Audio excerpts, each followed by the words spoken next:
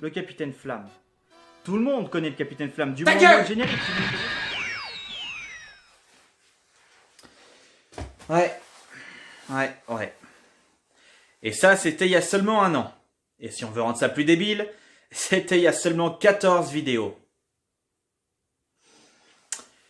Ouais, il s'en est passé des choses.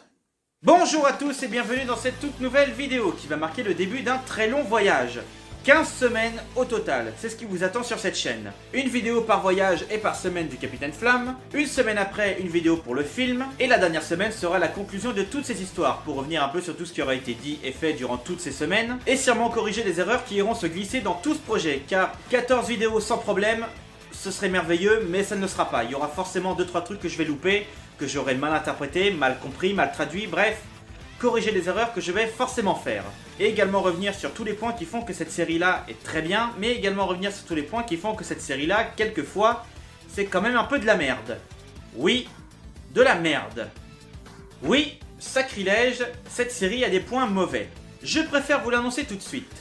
Je n'ai pas, personnellement, d'attachement nostalgique à cette série. C'est une bonne série, c'est une très bonne série même, mais je n'y voue pas un culte, je ne suis pas un fan aveugle. Ce n'est pas parce que j'aime bien cette série que je vais forcément détester tout ce qui aura été fait après, ou au contraire, aimer comme un débile juste parce que c'est le Capitaine Flamme.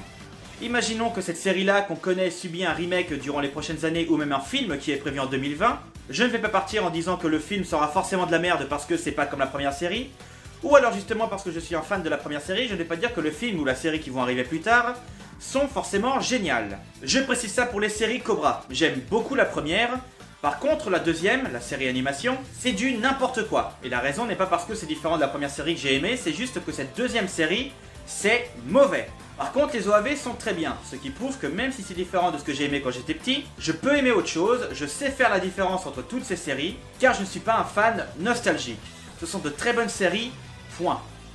Bon, encore une fois, je me suis mal exprimé.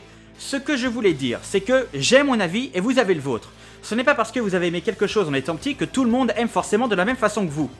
Ce n'est pas parce que j'ai un avis différent ou qui sera peut-être différent concernant un des voyages qui arrivera plus tard que je suis forcément débile, que j'ai rien compris ou que je dis de la merde, bref, toutes ces conneries. Si vous êtes assez grand et intelligent, et putain je l'espère, vous avez assez de recul pour entendre un autre avis qui sera peut-être différent du vôtre. Voilà ce que j'aurais dû dire, comme ça la vidéo aurait duré qu'1 minute 30, mais bon, évidemment je me suis emballé et je suis parti complètement ailleurs. On reprend. Je précise également que je ne vais pas tenir compte des différences entre la série Capitaine Flamme et les romans Captain Future. Pour tous ceux qui ne le savent peut-être pas, la série Capitaine Flamme est un dessin animé créé dans les années 70 qui sont adaptés des romans d'Edmond Hamilton des années 40. Donc je tenais à préciser que je n'allais pas faire de remarques concernant la différence entre tel ou tel personnage du genre il devait pas être là, il n'existe pas, il devait être bleu mais pas rouge, bref tout ça on oublie les livres. Je ne vais parler que de la série en elle-même. Je précise un tout dernier point avant de terminer la vidéo.